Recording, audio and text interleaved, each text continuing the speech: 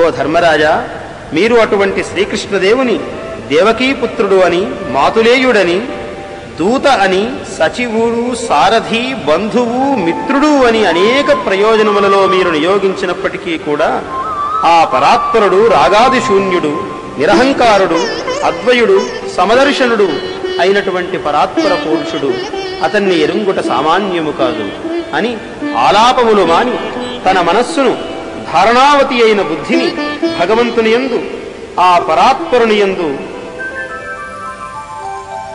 సమ్మోహనముగా నిలిపి మందాకినీ నందనుడైన భీష్ముడు ఇలా శ్రీకృష్ణ పరమాత్మను స్తుతిస్తున్నాడు. త్రిజగన్మోహన నీలకాంతి తనువుద్దీపింప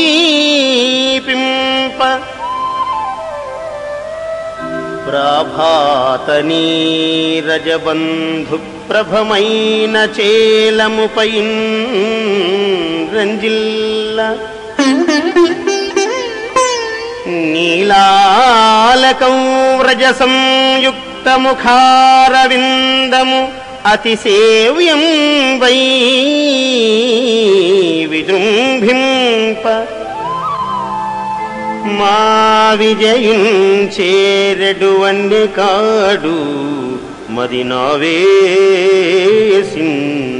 ఎల్లప్పుడు. ఈ ప్రపంచంలోని సర్వజీవులు, గోపికలు ఆ పురుషోత్తముడొక్కడే పురుషుడు.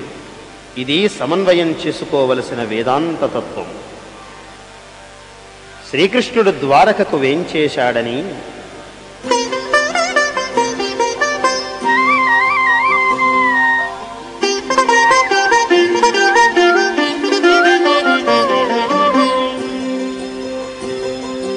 శిశువుల చంకల నిడితను కృషతలు విరహాగ్ని తెలుప గృహగే హళ్ళులన్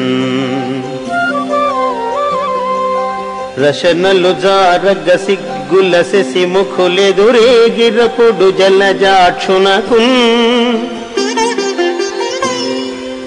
విరహాగ్నిలో క్రాగి కృశించిన వనితలు శిశువులను చంకలనిడి ఎదురేగి స్వామిని చూపులతో అభిషేకించారట.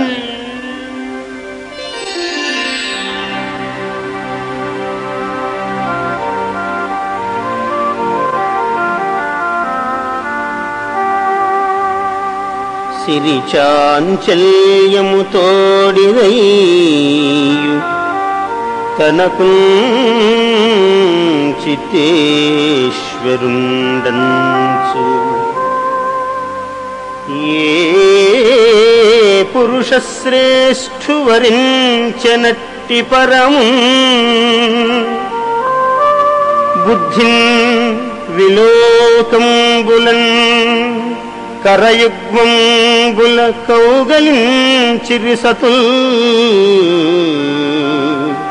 కళ్యాణ బాష్పంబులు ఆభరణ శ్రేణులుగా ప్రతిక్షణ నవ ప్రాప్తానురాగం